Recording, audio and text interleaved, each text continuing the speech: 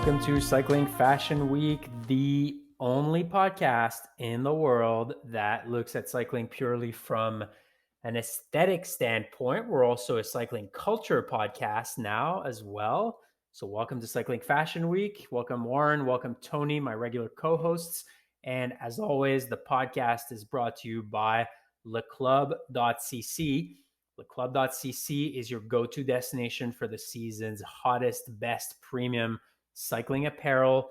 They've got brands like MAP, Universal Colors, Fingers Crossed, Quack, Sweet Protection. They've got it all. They've got the best coffee. They continue to launch new brands on the website. They launched Albion recently, brand new online experience, fast shipping, personalized shipping, little notes. They're the nicest people. And most importantly, if you use the code Fashion Week 15, tell them Alex, Warren, and Tony sent you. You get 15% off your order. Check it out. Warren and Tony, how's it going this week? It's good. I will not confirm or deny that we may be possibly in Montreal sometime this summer to record live at Le Club, but we'll no confirming or denying, but that's a possibility. And we're not gonna reveal the time at which this would be happening, just for fear of having capacity limits breached within Le Club at that point. Tony's also going to the UK next week, or actually, we're recording this the week before, so he is going to the UK this week. So for our UK listeners, Tony is going to be in the United Kingdom. How you feel about that, Tony? I'm pretty excited. I have a special thing that I don't know if I'll get a chance to really take any media of it, but for me, with one of our favorite brands out of the UK, that I'm going to go visit their atelier, their studio. It should be fun. No bikes, no time for bikes, unfortunately. But I think I'll go check out the Rafa Clubhouse. I'm staying not too far from it. It's unfortunate. I was hoping for some content from Tony from the Yorkshire Dales wearing spats, riding in the rain, cursing in a Northern England accent. I was hoping for Tony to post some of that content on Instagram, but it's not going to happen, it seems. Can you do a live review of the Rafa Clubhouse? Just take a mic and just walk around, record it. Don't tell them you're doing it. Just do it and see what happens. I mean, I think with the way people, when you see influencers in the wild and social media and stuff, they would, at that point, that would be tame compared to probably what some weirdos are doing when they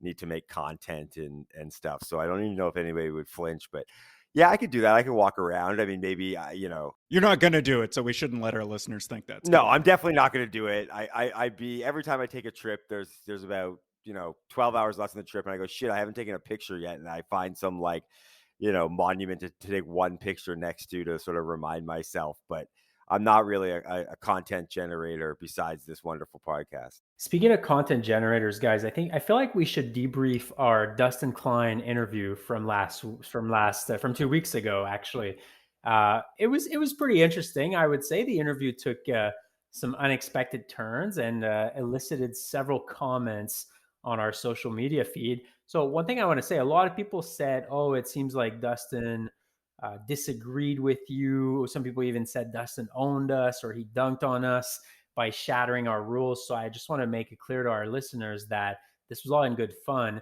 and the strict rule following is returning to Cycling Fashion Week this week. We maybe strayed a little bit from our own self. I caved. Honestly, that's the reality of it, is that I caved. I think Warren caved. Alex, you held ground for a bit. I don't, I mean, he was. I definitely Dustin. I defended the wall. Yeah. Dustin's a big personality, and he really sort of kicked it up a notch and threw us off our game, which, I don't like, but we're probably going to have him back on. We're going to come back stronger, with a little more knowledge, a little more experience. Caved in on something we should have held our ground on it. We apologize to our listeners, but at the same time, we're super excited about having Dustin, having some different opinions. We don't want this to become an echo chamber. We've already talked to him about him coming on again, but little does he know it'll be for revenge. Well, I mean, I think it was good to have someone bringing a different perspective on cycling style and just cycling in general. And as Tony said, we're not trying to have guests that always agree with us on everything and share our entire Brandt philosophy. Sorenson, come on, Brandt Sorenson. Yeah, we've invited Brandt Sorenson. We're looking forward to the interview, but he's busy. Really had much of a response so far.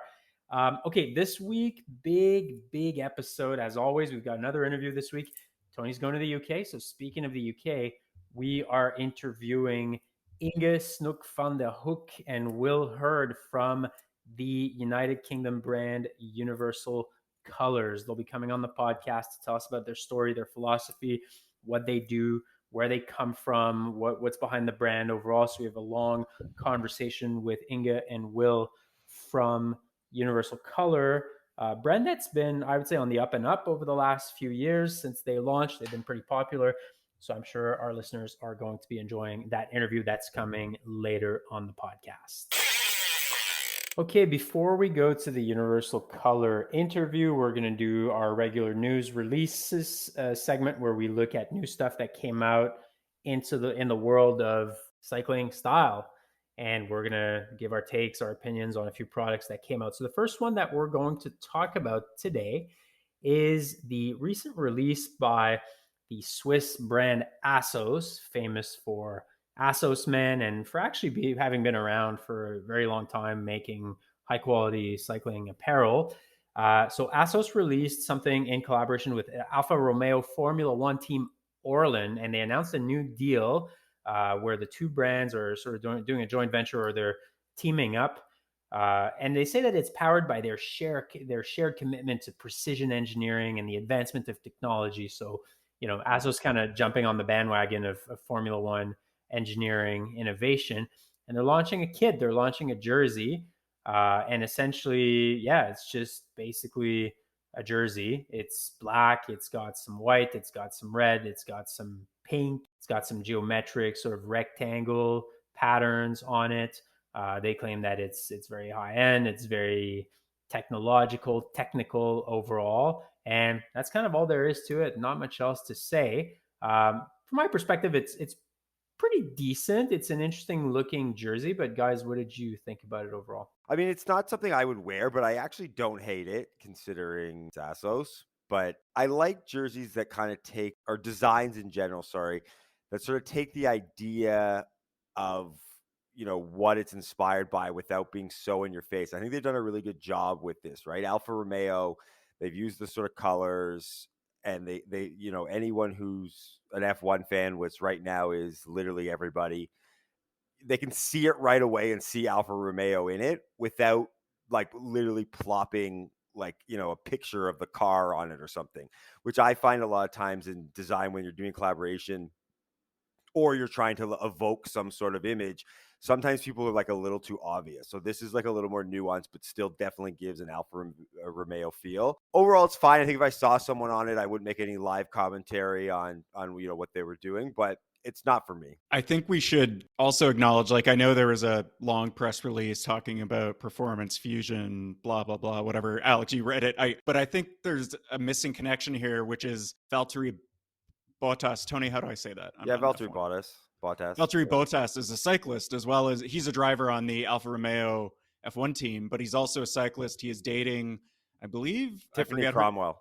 Yeah, so pro cyclist Tiffany Cromwell. He's done a bunch of gravel races in the States this year. He's actually, our friends over at Cycling Tips had an article about it. He's launching his own gravel race in Finland. He's doing it in partnership with an existing one called SBT Gravel in the States. I actually don't know that one. So it's Finland Gravel, but it's called FNLD Gravel, GRVL. So I think there's undeniably a connection there, is he might be like having input here. I don't know. Also, I just want to note that if you're going to host a gravel race in Finland and you're not calling it the finish line, you are being lazy, because that's a great name. In terms of the actual kit itself, like I don't think I have much to add.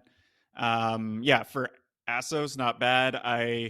The Assos logo ruins it. I don't mind stripy stripes. I love this for a few reasons. Number one, it's great for dads.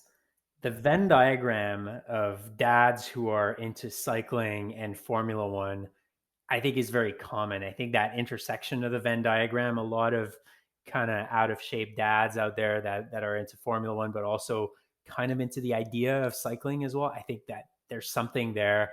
And I think Assos has captured this with the collaboration with Alfa Romeo. Other reason why I like this, Formula One in and of itself is very Euro trash. There's a Euro trash element to Formula One. The Grand Prix de Monaco, like the white linen, the flashy nature of it. It's just very, very Euro like jet set overall. And again, the Venn diagram of Euro trash with Assos, I think is just perfect. The intersection there works very well. I'm known as a Euro trash fanboy. I love this stuff. So I think Assos really nailed it there. You've got the F1 coming up in Montreal this weekend, and that is the ultimate in like faux Euro trash of the St. Leonard Italians coming down to the city to sort of parade their fourth generation Italianness. Actually, last weekend was the Formula One, since we're recording this the week before. But yes, that is coming to Montreal. I ride my bike on the Montreal Formula One track, pristine pavement, very fast riding overall.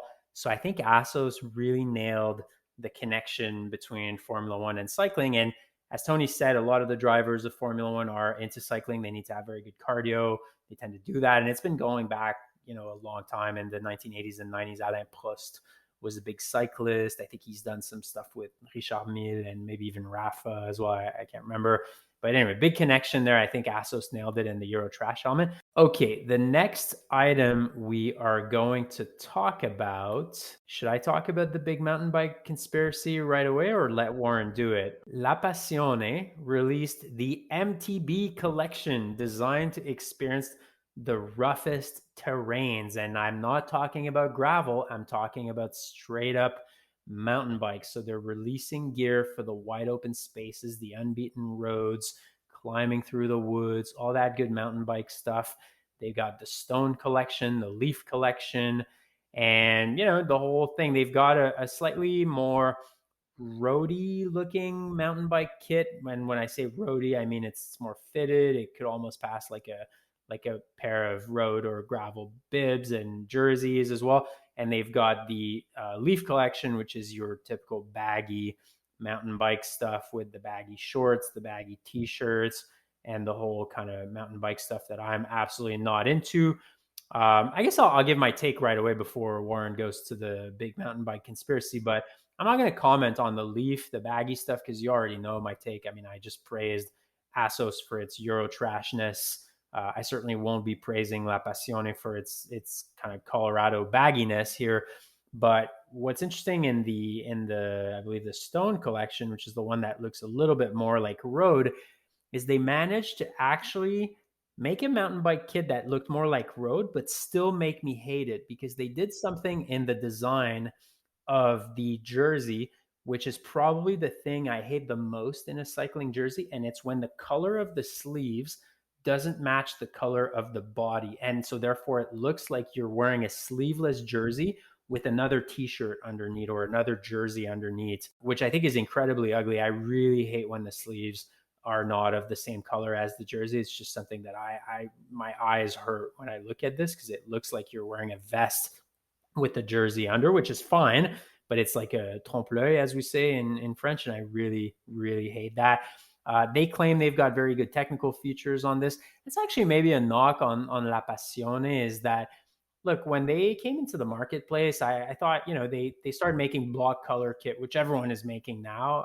Were they early in doing that? I don't know, but they kind of kept it simple at the beginning, and they sort of provided that entry point into relatively affordable, I would say, compared to other brands, cycling gear for maybe new riders. Kept it really simple with block colors and everything. It gets a little boring over time, but what I found with the few pieces I own from La Passion is the quality hasn't always held up in my case, especially of the jerseys. I find they stretch a lot. So a little skeptical of that release, but maybe they're better on the baggy side. Warren, what do you got on this? I'll first say I agree with you on the quality of the La Passion jersey that I have. It has not held up super great. It has stretched. The pockets have gotten pretty saggy. The bibs have held up great, and I still maintain those are some of my favorite bibs. Yeah, I agree. The bibs are good. I agree with you. Mine have generally held up well, but yeah, the jerseys that just tend to stretch a lot. But in terms of this actual collection, so I disagree with you about the sleeve thing, because the different colored sleeves to the body actually reminds me of like raglan t-shirt, sort of like baseball style. I'm a baseball fan. I don't mind it. But on this jersey, they seem to have taken the color of the sleeves and made it go under the armpit. And I don't know if I'm too lazy to really look. Oh no, it does look like the armpit area it matches the color sleeve and it's got mesh. And I think they've done that is for more venting because we all know mountain bikers smell. Are mountain bikers known to smell more than roadies? No, I'm saying they do now. They smell like patchouli, right? Yeah, So I mean, that's their own. exactly. That's its own type They of smell smell. like weed as well. Weed and patchouli. And so some people, it's not for me, but some people like it. That's a knock against it. But overall, like the Stone collection, which is basically just road kit with like an extra meshy pocket on the back. Sure, why not? Like I think we've said it before, if you're going to ride gravel or ride mountain bike, wear skin tight Lycra kit because it looks cool. And then the bibs, I don't know, I don't even know if they're cargo bibs, which is kind of funny. And then the baggy stuff, yeah, it's not worth. You're not into that, Warren? I thought you were into the baggy stuff. No, why would? Because you love mountain bike, gravel, and all that stuff. No, I don't. Why? Where is this coming from? I've never professed to like that on this podcast. It's like a dream you've made up, a story you've tried to create about me that's just simply not true. I don't own a mountain bike. Do you have plans of ever owning one? Maybe. But I race cyclocross does not make me a mountain biker. So it's been denied officially on the podcast. Never believe a rumor until it's been denied. Warren is not a mountain bike guy. Anyway, the baggy stuff sucks. If you're going to mountain bike, wear the tight stuff. I'm sort of with you, Alex, right, on the Euro trash fandom, and mountain bike just elicits far too much boulder for me. Like, I get it. People like all sorts of cycling and it blah blah blah. It's all this stuff, but I just can't get into it. Like, I don't care what the kit looks like. The fact that it's geared towards mountain biking just kind of like annoys me, which is not necessarily fair, but it's also just like the way it is. Like, I just love cycling from that sort of espresso at the cafe. Even though you're wearing a helmet, you're like doing your hair like Woot does before the ride and stuff. I just see this big mountain bike creeping in and everyone's saying you gotta do it. I have no interest in it. I don't really see the appeal personally. I like gravel. We've talked about this, and gravel from a road perspective. I even think cyclocross is kind of fun, something to keep stagnation, but mountain biking is just, I'm so uninterested in it. I can't even make a comment on the collection, the fact that it's called the MTB. And once I see that, I zone out. Okay, for our next segment, we welcome distinguished guests on the podcast today. We are going to be speaking to Will Hurd, who is the creative lead, and to Inge Snook-van Hoek, who is the brand marketing manager for Universal Colors, a British brand that has been on the rise in the last few years. I'm sure all of our listeners have heard about Universal Colors. They've maybe been a little bit less present in our part of the world in North America, but certainly over in Europe. Many people have worn their kit and have heard about it. And so we're very fortunate today to welcome Will Hurd and Inge Snook-van Hoek to talk about the brand and Universal Colors more generally. We're going to talk about their design philosophy, their history, where they're going, and what's next for the brand, as well as just general trends in cycling fashion. Will and Inge, welcome to Cycling Fashion Week. Hey guys, Thank how you doing? So I have a question for the general. We like to call people our good friend when we kind of get to know people, when we interview them a little bit. Maybe we have some messages and stuff like that. Would you guys say that you're our good friend yet? Like, I feel like we haven't established a hard and fast rule on when we start to call someone our good friend. And so you're first on the podcast. It's the first time we're seeing your face, but we've done a little bit of emailing. Is it our good friend Universal Colors, or we still got to ease our way into that? You've all got pretty friendly looking faces, so I think we can. Someone who can pronounce Inge Snook-van Hoek, right? Off the cuff like that, I think is a good friend. I'm a friend. I'm a friend to the Dutch people. Yeah. So Inge and Will, obviously we've been following the brand, I would say from afar mostly, because again, we're based in North America. You guys are based in the United Kingdom. And I guess the brand has been a little bit less present here over the last several years. as you launched, but we've been following from afar, following the rise of the brand on social media and on the internet. So it'd be interesting to hear from from both of you. Tell us about how the brand got started. What led you to get involved with Universal Colors? What was the original idea at the start? What did you feel was missing in the market? And if you could just describe that a little bit. I think, starting Universal Colors, I think the very first thing we wanted to do is really create a brand set on values. That's one of the first things we set out to do. And then, we came together as a small team of keen cyclists, and we said, okay, well, let's draw up what we believe in, and what we want this brand to be. I think those were the very starting points for Universal Colors. And I think our brand pillars are still something that we really live and breathe. Values such as being progressive, being transparent, being honest, being inclusive, and also responsible, and really almost use those values as a funnel for everything we do. I think that's how things started, and that's where they're going. Maybe, Will, you can also. We also launched at the height of the pandemic, which had its troubles.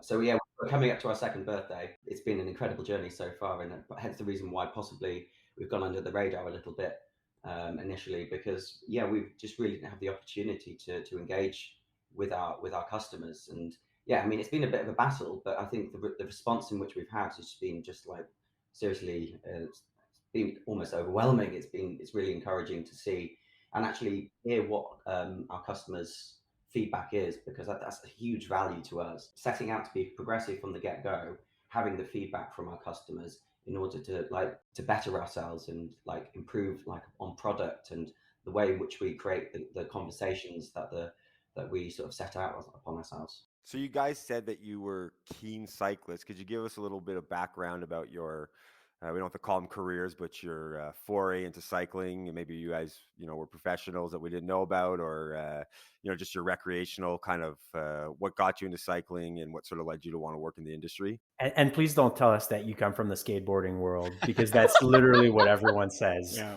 that's how it started. We're hoping for a different answer this time around. There was not a single bit of clean tarmac where I grew up, so there was no skating for me. Perfect. I grew up right in the middle, smack in the middle of the North Yorkshire moors. So I was like a mountain biker from the get-go. To be honest, it wasn't until I came down to London about 15 years ago and actually knew what a road bike was. A bit of a scary thought to even consider putting anything remotely tight on. Yeah, no, it was mountain biking for me. Came down to London and I studied design at university and realised that there wasn't a huge amount of mountain biking to be done in London. So I fell in love with road cycling and just the marriage of the two things, cycling and design, just sort of forged my career. What about you, Inge? Yeah, so basically, obviously, I was born and raised in Holland, and that almost automatically puts you on a bike. This is the interesting thing, and that's one of the things when I moved to London as a student some 12 years ago, and one thing that was kind of striking and fascinating to me was that something that's so normal, in Holland, like jumping on your bike, commuting from A to B, you're without a helmet, everything's free and the birds are chirping. When I came to London, it was a completely different cycling culture to find myself in. And coming to cycling, first of all, as kind of like a mode of transport, as for all Dutch people, but then actually when I saw people riding in London on their road bikes and everybody was commuting in Lycra and stuff, I was like, that seems interesting. It doesn't seem very logical, but okay, I'll take it. And yeah, from there, actually, my love for the cycling as a sport also grew in that sense, and kind of it just take from there, and got into a bit of triathlon, and cycling does something still for me. It's like it's the commute, the A to B, the kind of on your own feet and just going somewhere, but then also just challenging yourself on an amazing weekend ride is how it got me, basically. See, that's interesting for me, because I like that you mentioned the Dutch experience there of commuting, and for sure Dutch bikes are known as commuter bikes overall.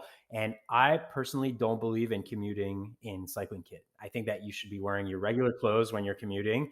You should have a different bike than your road bike. Like, to me, the sport aspect of road cycling is completely separate from the commuting aspect, which is purely utilitarian. So I was going to ask because, and Inge can correct me if I'm wrong, but I heard that in the Netherlands, they have sort of two terms for cycling. I don't know that they actually are in Dutch, but sort of cycling meaning the sport version, and then the one that sort of refers to commuting meaning assisted walking. So the idea is that, I don't know if that's a direct translation, but that's sort of what I heard. And that's kind of what I've been trying to push in Toronto, the idea that you can ride your bike and everyone says, I'm going to be too sweaty. I'm going to be this to say, no, you buy a nice upright bike and you ride casually, right? You've got Exactly. chain guards to keep your pants clean and stuff. Like the attitude around Dutch commuting is one that just is almost a completely separate style of riding a bike than riding a road bike for sport. I mean, I've got a Brompton, so that's my commuter. Well, our good friend David Millar is always trying to get me on a Brompton. So Yeah. See in London people commuting, doing their 3-mile commute, wearing a heart rate monitor, pushing the watch. Yeah. Power meter. We have that in Toronto too. Like there's a really long bike path along on the lake. Then I'll see people, they're riding maybe 5-6 kilometers and they're like fully kitted. It's like, what are you doing? Anyway.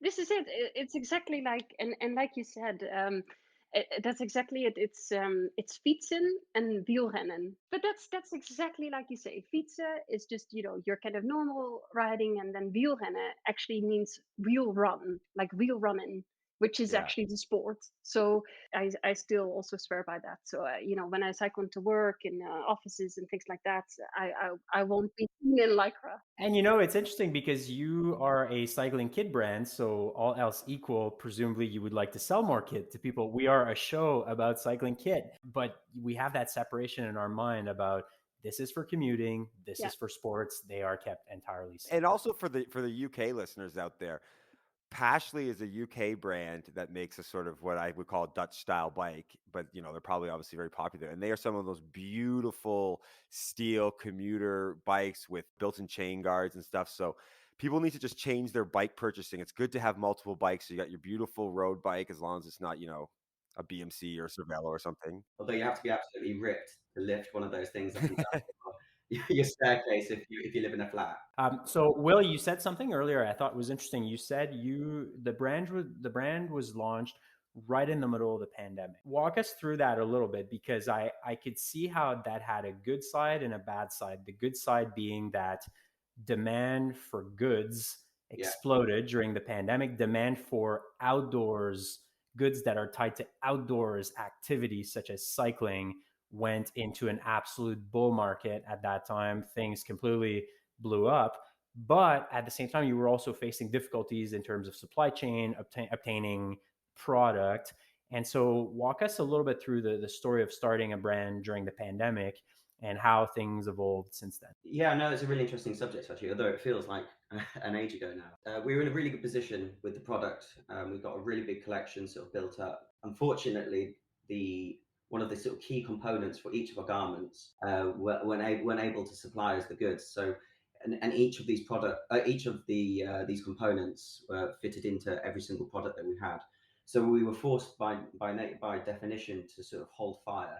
To the point in which we would have launched sort of end of the summer. So with that in mind, we as a team decided, okay, like let's just sit back, take stock, and like go again for next summer, for spring summer 21. But then we quickly found that there was a huge demand for people getting out on their bikes, wanting new kit. Despite the fact that we knew that we were going to be coming to the season super late, we decided to push it out. We didn't really put anything in the way of marketing behind it. We decided just to put it out there, see what the response was. And as I said previously, it was just like, it was super overwhelming, the response that we got. And we quickly realized that we'd really sort of hit a sweet spot. Going back to the pillars of the brand, how we sort of built the narrative it really hit a bit of a sweet spot. And it was lovely to have people come back to us and engage with the conversations that we were having.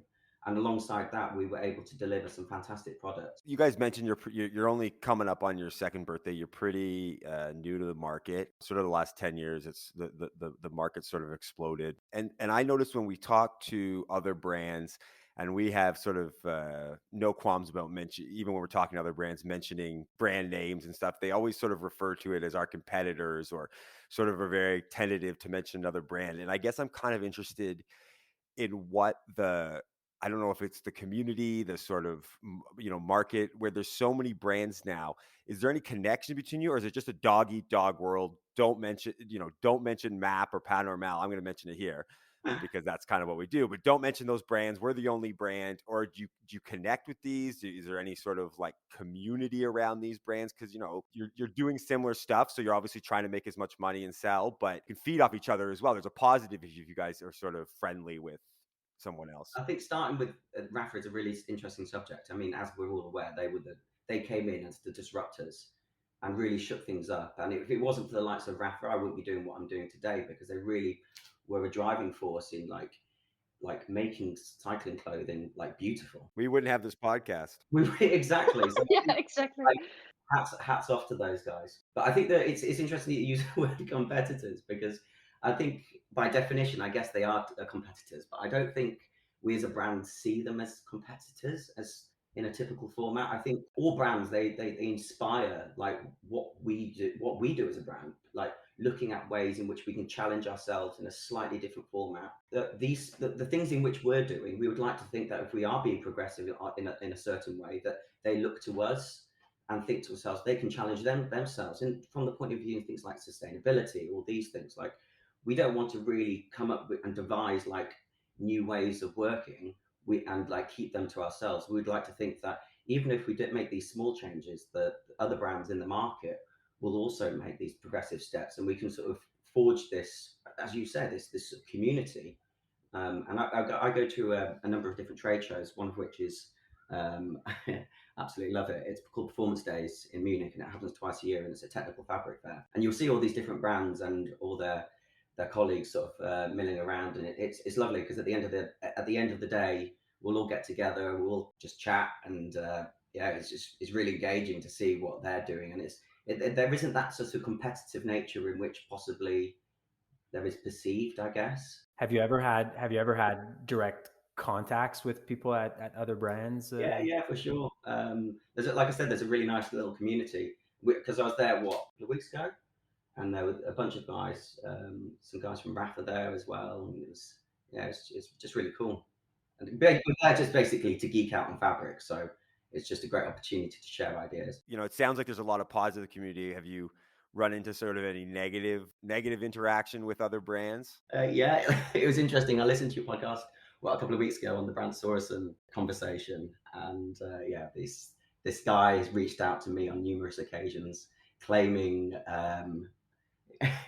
there's some copying going on, which is just an absolute. Well, that makes you part of the club then, because it seems like every brand has received the memo. Something. Yeah. He's called out Panormal. He's called out MAP. I think he's called out Attacker. So I mean, and those are I think it's kind of a badge of honor at this point.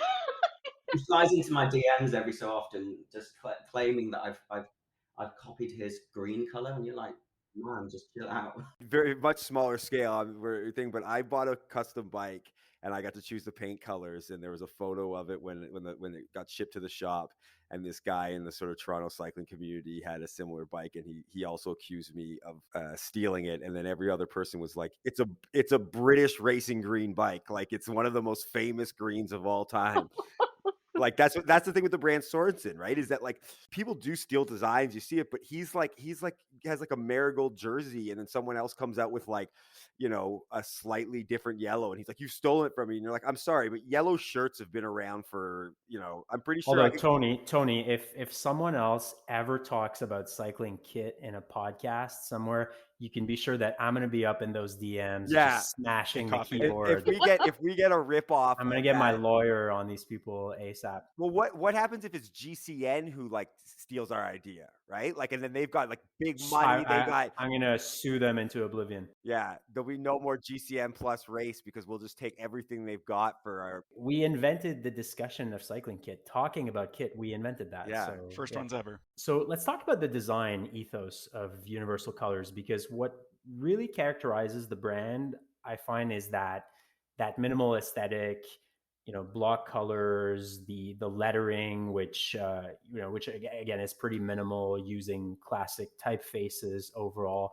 Describe a little bit your approach to the design aspect of things over at Universal Colors. So yeah, I mean, when we came to the table with what we wanted the brand to look like, I think the word mark and the logo mark really sort of characterised the sort of contemporary, minimalist, modern approach that we wanted to sort of follow through into the product itself. And yeah, I mean, I'm inspired by all different things, but I mean, being in London is like an absolute melting pot for things going on, and the inspiration that comes out, it just forged from being and living and breathing in the city is just it's amazing. From the point of view of like fashion, I think some of the most interesting designers are coming out of London at the moment. I just want to ask, so on the minimalistic design aspect of things, is this core to who you are as a brand, or do you see yourselves potentially evolving into something else eventually? Because in some cases, the brands will say, no, that is really who we are.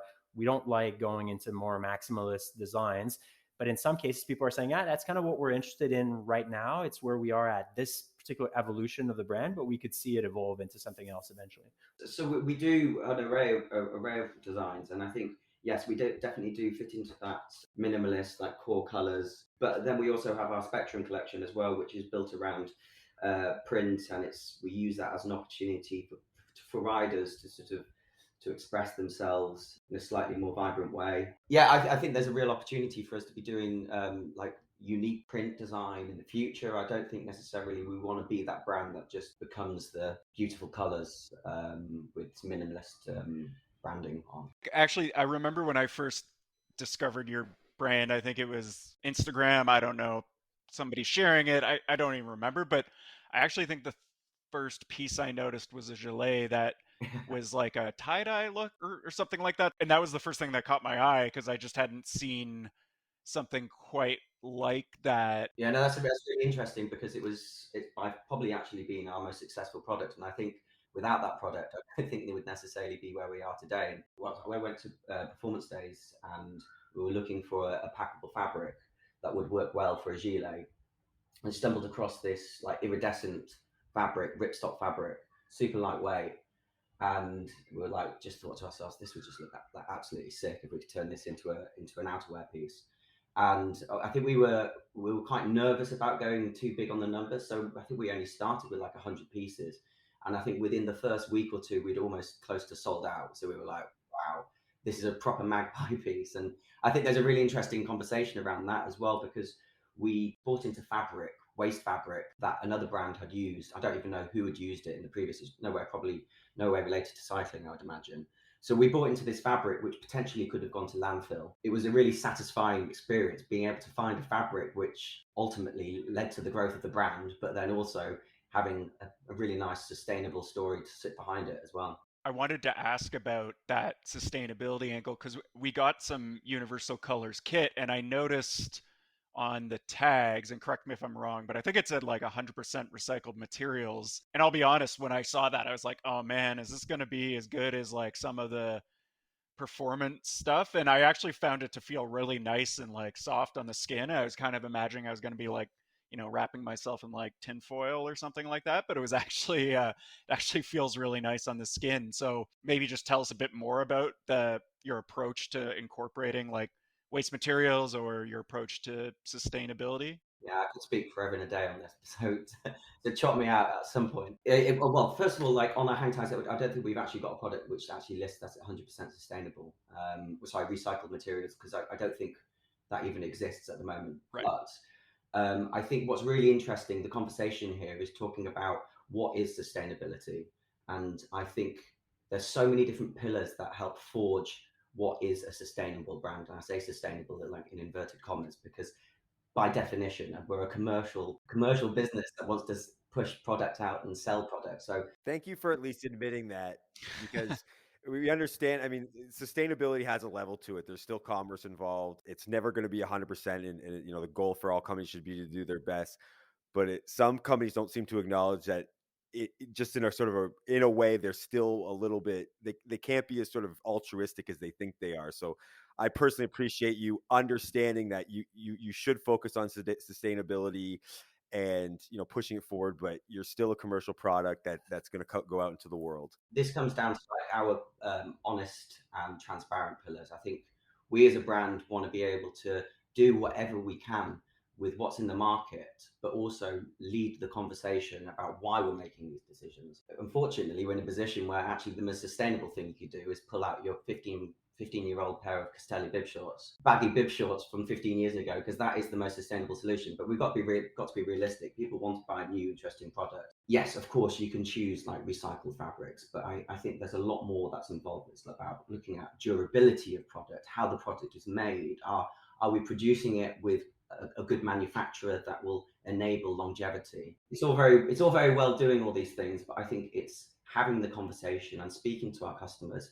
and saying to them, yes, of course you can buy 100% recycled bib shorts or whatever you might think they might be, but really, are they buying the best product, and are they going to be buying a product that will last them for the next 2-3 years? I think that's a very interesting point, because I mean, I work in architecture, and they always say that the most sustainable building is a building that exists. Yeah. Right, because it takes it. So I mean, then that kind of extends to any product. But you're right, people want new stuff. It's sort of styles change, but I mean, that's kind of both from a design perspective, like you said, the emotional connection, where hopefully people will love the look of their piece for a long time and not sort of be keeping up with fast fashion, as well as the quality of the product, so that it's not wearing out. I kind of want to talk to you about sort of maybe perception of price point, because you guys are a little bit lower than some of your competitors, some of your community members that sort of do a similar style. It's good. I mean, and I'm always trying to look for, affordable kit, and I think that that's a good thing. But does sometimes that come off as a perception that maybe you're actually cheaper than you are in terms of quality? Is sometimes they're an interesting sort of marketing thing where you want to be in an affordable luxury price point, but or is this a deliberate decision? Because you said at the start that you want to be progressive and inclusive. Is this your way of making sure that more people can afford your stuff? I guess first and foremost, we as a brand will never compromise on performance. That's sort of where we're at. And I think going back to the sustainability conversation, the sustainable solution doesn't perform, we won't opt to go for it. So everything that we produce is like really focused on performance. And I think it's interesting that you sort of compare us to other brands' price points, but I think it was a very keen decision for us to go in at a slightly cheaper price point. But by no means does that mean we're skimping on the quality of the product. We're making almost exclusively out of a factory in Lithuania, which arguably is probably one of the best in the world for technical performance wear. And I mean, when it comes to the bill of materials, I get quite often struck down because I end up choosing like the most expensive materials on the market. For bib short fabric, you're talking anywhere between sort of $5 to $10 a meter for warp knit fabric.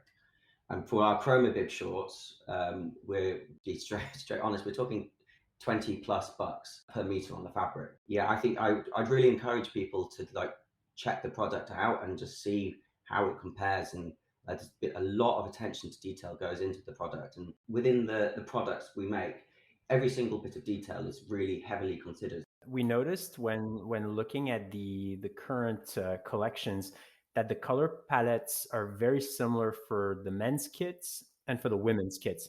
Is this a deliberate decision on your part as part of the overall kind of inclusivity mantra, or did it just kind of happen by accident? One thing that again we came to the table with as a brand was that very often in cycling kits, it's kind of like, oh my god, like as a woman, I really love in certain ranges like what would be offered on men's colorways and vice versa. And this is one thing that we really felt like that would be so neat to introduce, right? This kind of gender parity, equal choice for men and women. Real from a design point, looked at a color palette that could be complementary to both genders. And we really felt like, why actually, isn't that there? Because so often, I don't know if you guys recognize yourself in that, but it would be like, oh, hey, I love that pink, but why does it only come in women's? I think these things are are so interesting. And one of the things that I do also think created a differentiation point for the brand, and obviously, the name Universal Colors also, it all ties together in that way as well. And equally with the introduction of some of the unisex pieces, it's again one of these things where the gender parity conversation is just an important one to have, especially also very much appreciated by women within cycling. To also, again, as a brand, we're not even 2 years in the market. I think one other thing that's really cool to highlight is that we came to the market also immediately with a great offering for women. Sometimes the women's range can be a bit of an afterthought for some Yeah. brands within cycling, and we immediately came with that. And together with our colleague Sophie on product development, she really looked as well as like what is important, for example, for a women's bib. And one of the things that we really wanted to do was like, okay, they need to be pulled to pee, because very often, when you're on a cycling event, you need to completely strip down. It's like, what am I doing? It's like, oh my God, I just want to be able to just pull them down, do a wee, and that's it. Inge, when you mentioned that, it reminds me of a very famous moment with your fellow Dutchman, Tom Dumoulin, in the ditch at the Giro. Yeah. Was it 5 years ago? I can't remember, but Yes, yes. I don't think he was using a Universal Colors bib. Oh yeah, I think is he not called like Poo-moulin at in the meantime? I mean, often we say when you've got to, stop for a nature break, you say, "Oh, I've got to do a Dumoulin." So he's That's it. That's it. That's it. Yeah. On that topic, it's just been amazing to see, and I think also when it comes to gender splits within people that are, attracted to the brand, it's actually much more equal. Kind of split between men and women that are attracted to the brand, and I think that's a super positive thing. When we actually put the numbers in, we heavily, well, as you would normally with a cycling clothing brand, just by definition of the market, we weighted it heavily towards to men, and it transpires that was a mistake, because we're now selling out of all the women's stuff. I was going to say the first few times I saw Universal Colors kit in the wild in Toronto was on women, actually. Yeah. And even still, but it was like, I looked at it, it was like, oh, that's a nice kit. So it was also nice to be able to go on the website. We're like, oh, I could get that too in like. Exactly. Yeah, we'd like the opportunity to be doing more unisex pieces, but there's the technical difficulty with that, especially with like form-fitting kit. I think if you were doing like just more of a casual range of products, I think the idea of doing like unisex pieces is easier to do because it drapes over the body better. But I think by definition, the technical product has to like be designed specifically for each individual user. So we do these interviews because we want to seem like professional journalists, and we're bringing out we're bringing information to the masses about these different brands that people are interested in. But the reality is, I won't speak for the other two, but I do it to get information that I want to have personally. Sure. And so we've spoken about this on another episode about ambassadors, brand ambassadors. We've sort of questioned the point, what their value is. So I want to know, do you guys use brand ambassadors? If you don't yet, or you're gonna, do you see a great value in brand ambassadors? If there's someone out there who says, I need to be a brand ambassador, it's my whole cycling life, I already stop every ride 4 times for pictures. What are you looking for in someone's social media if you were going to offer them an opportunity to be a brand ambassador? Tony, my daughter's 2 years old. She already wants to be a brand ambassador when she grows up. No more firefighter or policeman. She sees my nice kit and she's like, I want some of that too. That's so funny. No, I really appreciate the question, and it's to be really honest with you, it's one of these things that, yes, of course, and especially in a way, especially launching the brand in the midst of a pandemic, there were challenges in terms of, how do you create brand awareness, and a lot of the things that we've done from the start as well is work with social media or digital channels, because that was the way to get on that radar. I think what I would say is that we're very young still, and one of the things that we do feel as a team as well is that we approach everything very considerately. If we operate by certain brand values, then the people that we work with on that level also need to, kind of live and breathe those values, because essentially they are our brand representatives, right?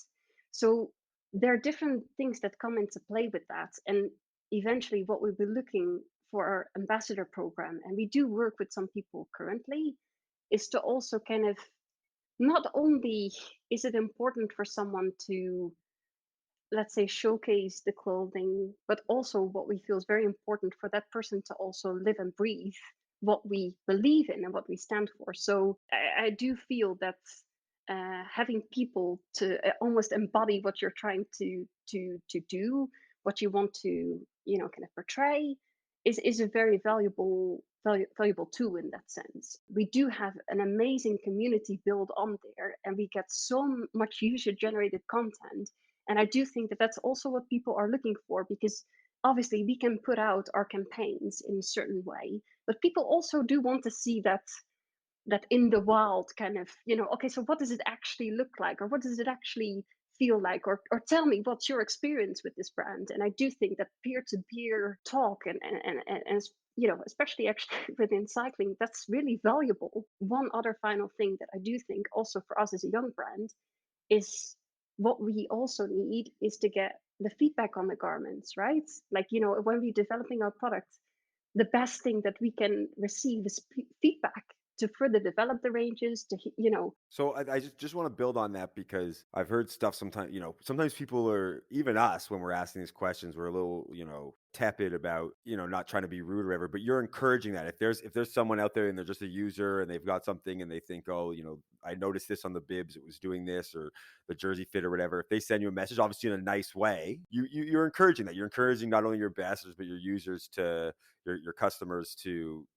essentially help you out, be your market research, and it's not an insult if they think the bibs are a little short or a little long or whatever it is. Exactly. I think maybe, Will, you can also comment on that a little bit. But again, obviously we set out certain things and we have a vision on certain things, but it's also very important to learn from that user experience. And I think, especially as a young brand, but even, if you're 10, 15, 20 years in the market, that's what also drives your brand further. And yeah, no, it's super valuable. I mean, yeah, of course we get people writing up reviews, and we take that into account. And when we develop like future products and stuff, we definitely take that into account. And as well, you get like really positive feedback opposed to just negative feedback. And I think build upon that as well. In this day and age, most people just like to sort of complain rather than actually just reach out and actually compliment. So we started a whole podcast about complaining, so we know.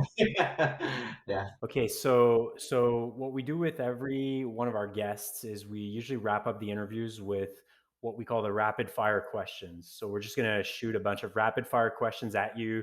There's usually 2 answers, yes or no. So let's start. So you're based in the UK. So warm ale or cold beer? Oh, without a doubt, cold beer. Same, cold beer. I'm Dutch, only cold beer. Okay, great. Riding in the Yorkshire Dales or in the Cotswolds? Well, I'm obviously going to give a very biased opinion, so maybe Inge, you answer that. But there's also a right and wrong answer to this question. So I feel so much pressure. I would say Cotswolds. you know what? The Cotswolds are beautiful. But definitely the Yorkshire Dales for you. But riding your bike in Yorkshire is stunning. When you get good weather, I don't think there's actually better riding out there, I have to say. Tea or coffee on the stop during the ride? Always coffee. Cold brew, iced, anything. Do you have a recommendation for a coffee shop in London that anybody going there, i.e. me, who's going there shortly, should check out? Well, there's one that's local to me called Mughead. Mughead? They're Canadian. There we go. No, there you go. Okay, boa or laces? I've only ever ridden boa, so I can't even comment on laces. I'm the same, but I like the laced shoes. I think they look cool. Steel, carbon, or titanium? All 3. If you've got 3 bikes, you probably should have one of each. My current favorite bike is a Fesca Scalatore, which is carbon, which is an absolute stunner. I'm gonna stick with carbon, I guess. Carbon, yeah. Okay, Inge, this one's for you. Stroop waffles or pannekuchen? How can you make me choose? You have to. It's rapid fire. You definitely say okay, both. I find Stroop waffles are a great mid-ride, pick me up, need a bit of sugar. Yeah, they great. go well into your back pocket. It's a fantastic ride snack. A pannekuchen or stroop waffles, right? That's the one. Yeah, pannekuchen. Yeah. So pannekuchens are like a Dutch pancake, basically. It's a little harder to put in your back pocket. Can I say smoke and a pancake? Smoking a pancake. Okay, good. I'm joking. It's gonna be pancake though, I think. One next question I'm going to ask, rapid fire question. Are we at peak earth tones right now? It seems like every brand has earth tones. If earth tones were a stock, should I short that right now, or what do we do? If you haven't got any earth tones, who have we been eyeing? Okay, final question. Not sure how familiar you are with our podcast, but we have our segment called Into the Canal, where we throw something that we don't like from the world of cycling into Montreal's Lachine Canal. Is there anything that, while you're here, we would like to give you the opportunity? Is there anything you would like to throw into Regent's Canal? Inge, go for it. No, it sounds like not the right thing to do. Can we put it in a big litter box or something? Sure, it's true that you're a very environmentally conscious brand. So Would you like to recycle anything from the cycling world? Would you like to compost anything from the cycling world? Gosh, Will, what do you think? For me, it's going to be what we discussed at the start of the interview. It's going to be commuting in your cycling kit. That's in the compost. It's a good one. Maybe a bit of elitism. Can it be thrown in the bin? Okay, yeah. I guess we're getting composted. Yeah, I was just saying, crap. This podcast is off. Look, Inge, this podcast is nothing if not for elitism. So we are going to compost ourselves today. We straddle the line between elitism and satire. So if we stay on the satire side, like enough, like kind of, lean the body in or something, it balances out. I think going back to what you were saying about people commuting in road gear, I think possibly to go step it even further, people wearing like aero helmets in their commuting gear. Like people like wearing like an evade just to go and get a pint of milk. Imagine commuting on your TT bike in a skin suit. That would be next level. But still having panniers. But still, because you're like, I got to go to the office. I got to bring my laptop. So you've got your aero, but your imagine panniers? Like you roll into the office and then you got your TT bike. Well, Will Hurd and Inge Snook-van Hoek from Universal Colors, thank you so much for joining us on Cycling Fashion Week. It's been a true pleasure to interview you about Universal Colors. The brand will obviously be following whatever is next for the brand in the next few years. We're big fans. So we're happy to be able to call you friends of the podcast. And thank you again very much for your time today. Our good friends, Will and Inge. Thank you so much for your time. Thank you so much. Okay, our next segment, Into the Canal, where we throw something we don't like from the world of cycling or cycling style into Montreal's Lachine Canal. Who wants to start this week? I'm going to go with Tony. I noticed this and saw this a couple of weeks ago, and I thought it's a perfect canal. Squeaky chains. I thought it's so irritating. What are you doing? And then recently I went on a ride with not like a perfectly clean chain, but a silent chain. Had been cleaned fairly recently. Probably needed one, upcoming soon, but oiled and stuff. And I went through a little bit of mud and a little bit of dirt on the route, and my chain got squeaky. So to myself, I was like, you know what? I'm not tossing this in the canal. Maybe those squeaky chains were just something rough from the ride, just something they couldn't avoid. They got caught in mud or dirt or rain or something. They do maintain their bike, which is a very important part. A clean bike is a fast bike. It's a beautiful bike. And then today, on my way home from grabbing an espresso at the local coffee shop, I was walking home, and a guy, as he pulls out of his driveway on a very nice Focus, just like sounded like a rat being killed. It was so squeaky, and I thought, well, this guy's got no excuse because he just left the house. He could have dripped some oil on there before he went. He could have pulled out of the driveway, noticed the squeak, turned around, and grabbed some oil. So I am throwing squeaky chains into the canal, but I do give a slight pass if the squeakiness happens over the ride because of the terrain you happen to be on, or you got stuck in the rain or something. And I hope that once you hear that, you go home, you clean your chain thoroughly, and you re-oil it. So there is a bit of a caveat that it's not fully in the canal. But if you're pulling out the driveway and someone can hear your chain from 3 or 4 blocks away, you turn around and you immediately get some oil and put it on there. Sounds like you're not taking care of your bike in the canal, which I would agree with. There's nothing that drives me nuts more than noisy bikes in general, whether it's the chain or anything else. I find it tends to happen more in gravel than in road as well, just by virtue of the terrain that you ride on. The noise on your bike will tend to happen a little bit more.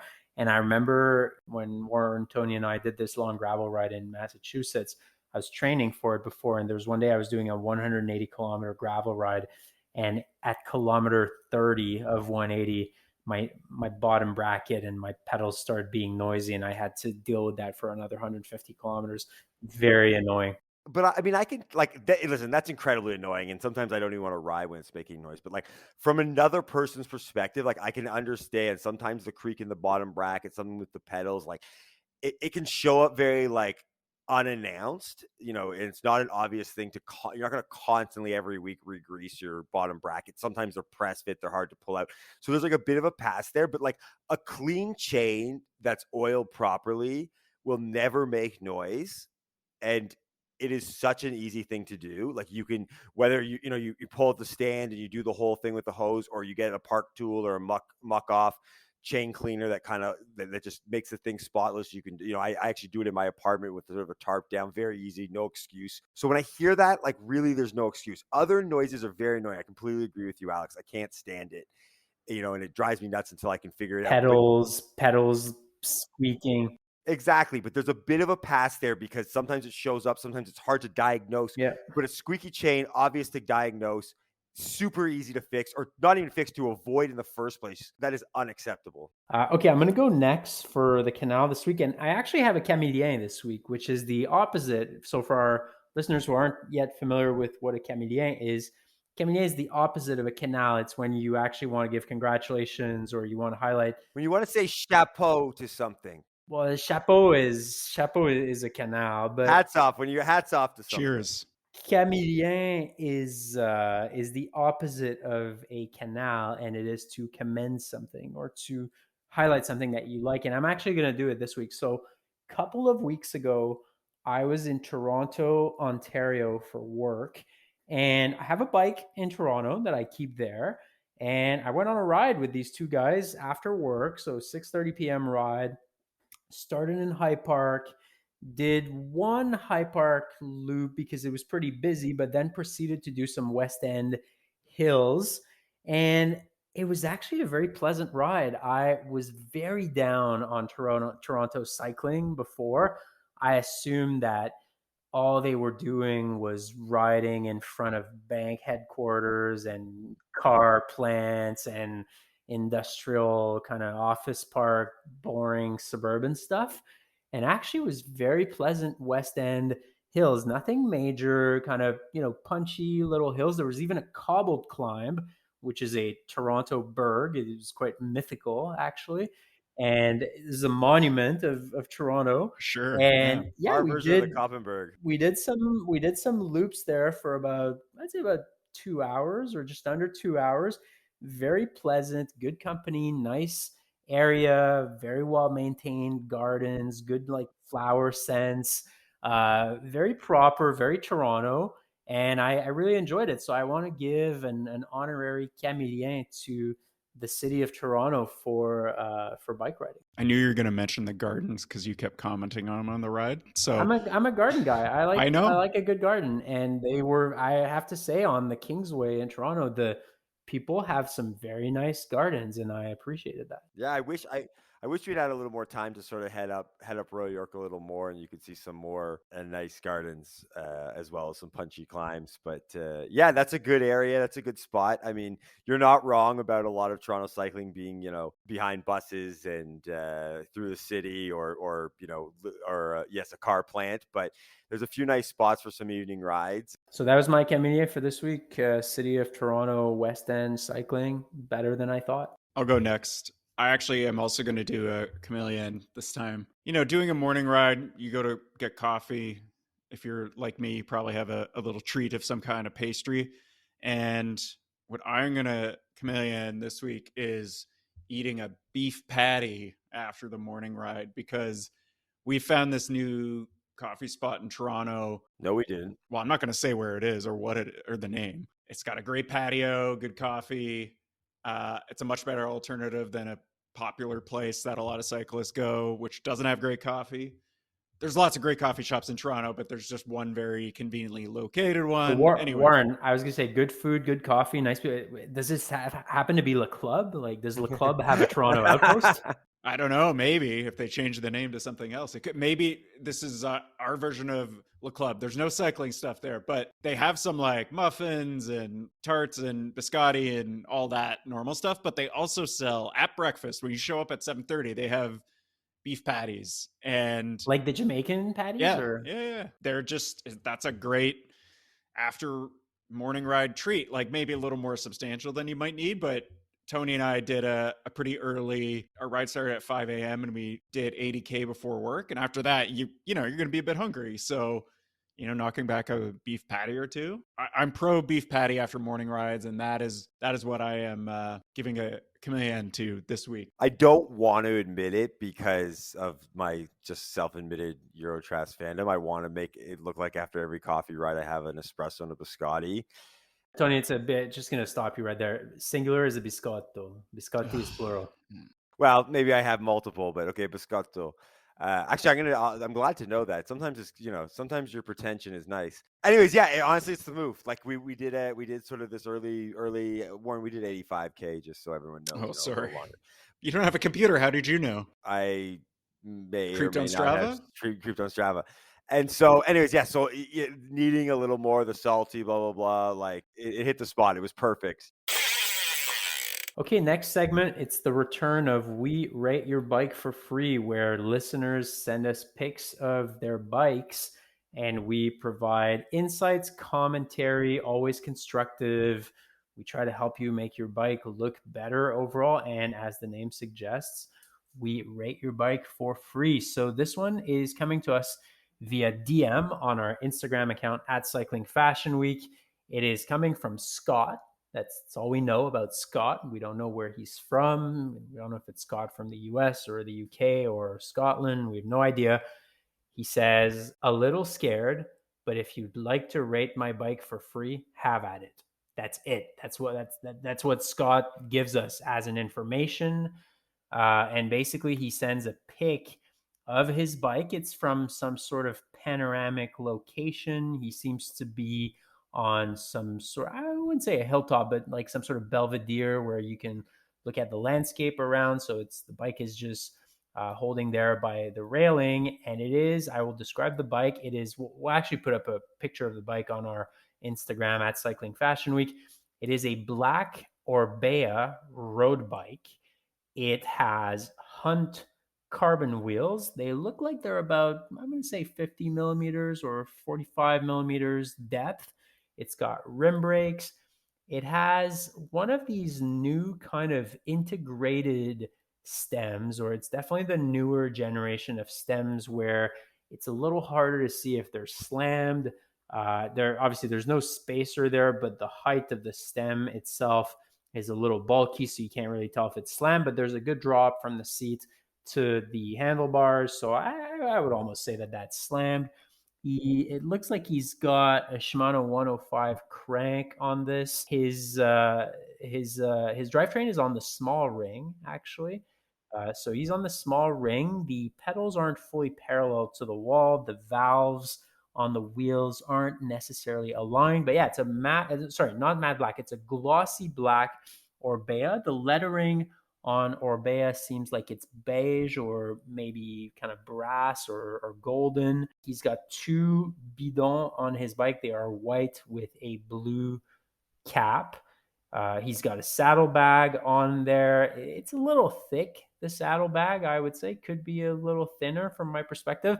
One thing I would say about your bike, Scott, is I find that the bidon choice for your bike isn't quite perfect. Like the royal blue cap on the bottles, I'm not sure matches the glossy black. And one last thing about Scott's bike before I turn it over to the guys to comment, the seat stays are dropped.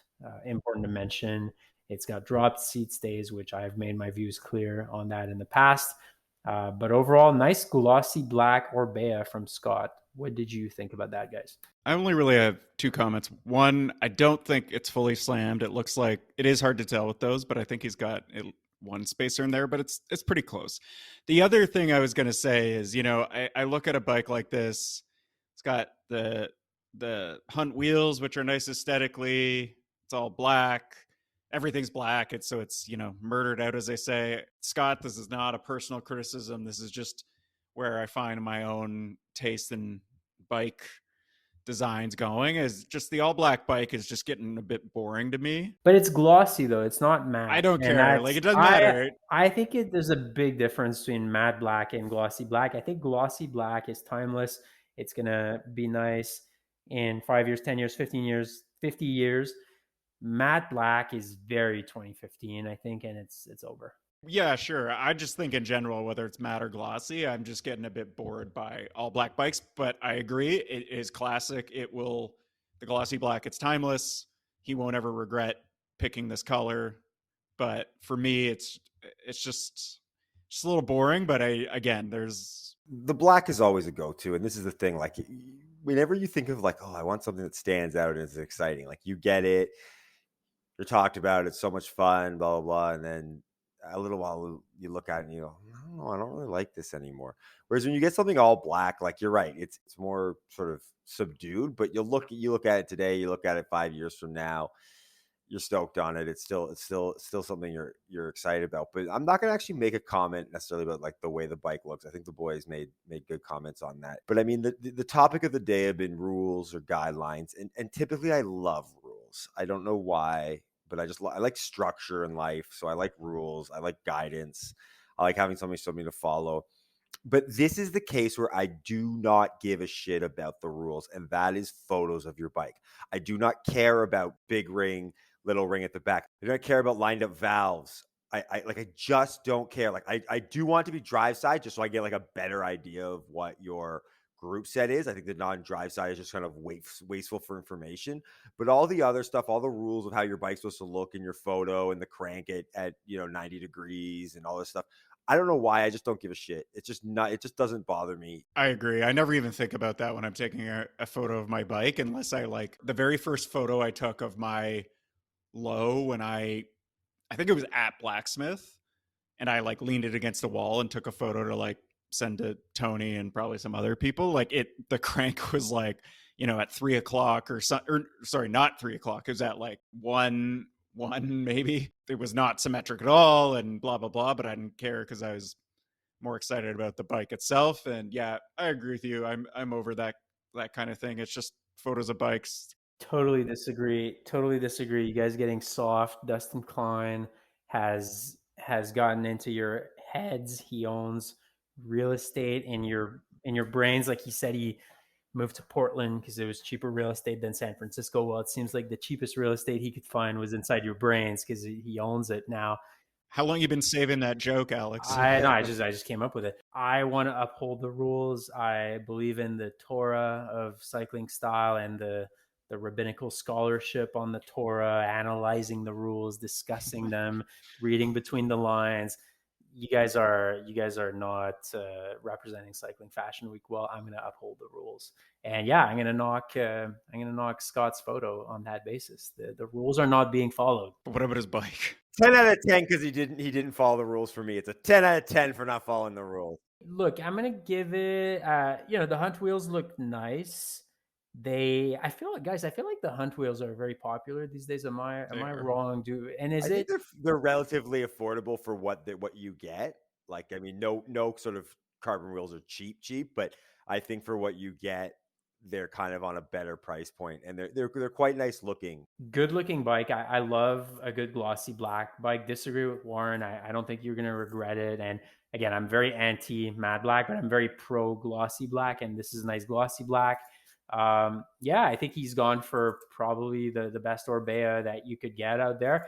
I'm going to knock off some points though for a few reasons. Saddlebag, far too thick. The bottles, color doesn't match the bike. Like drop seat stays, got to knock some points there. It's in the Torah. Finally, the stem. I hate these new stems. I think they look awful. They're bulky. They're just giant. Can't tell if they're slammed. We actually got on the Dustin Klein podcast where we were talking about the rules, slamming your stem. Someone on Dustin's account commented, slamming your stem? Are these people stupid? What if you have back problems? And yes, you should still slam your stem. Yes. That is the whole point. You are suffering for the look of your bike. So absolutely, you should slam your stem. Yeah, nice bike. I like it. I did knock off some minor points for these issues there. I'm going to give it an 8.5 out of 10. I think that's fair. I never said Scott would regret buying this bike. I actually said the opposite. It's classic, timeless. I just said I'm bored of black bikes. And for that reason, this is a 1 out of 10. That's it for another episode of Cycling Fashion Week. Thank you, Will Hurd, and thank you, Inge Snook-van the Hoek from Universal Colors for a great interview. Check them out on Instagram, Universal Colors. Check out their website. They've got some great stuff coming up. And you can also find them at leclub.cc, which carries Universal Colors. Go to leclub.cc. They're your one-stop shop, your top destination for the coolest, the hottest, the best cycling brands. They've got, on top of Universal Colors, they've got MAP, Fingers Crossed, Quack, Albion, Sweet Protection, brand new online experience. They keep dropping new brands, new categories, and they also have the best coffee in the business. And if you're in Montreal, do drop by the coffee shop. They're doing group rides as well, which are really nice. So leclub.cc, they are your top online destination for cycling brands. Thank you, Warren. Thank you, Tony. Please send us DMs, send us emails. DMs is on our Instagram account at Cycling Fashion Week. And if you want to send us a bike to review like we did today, giving you constructive criticism on your bike, you can do so at cyclingfashionweek@gmail.com. Thank you very much, everyone. We will be back in a couple of weeks with more Cycling Fashion Week. Take care. This is a reminder to slam your step.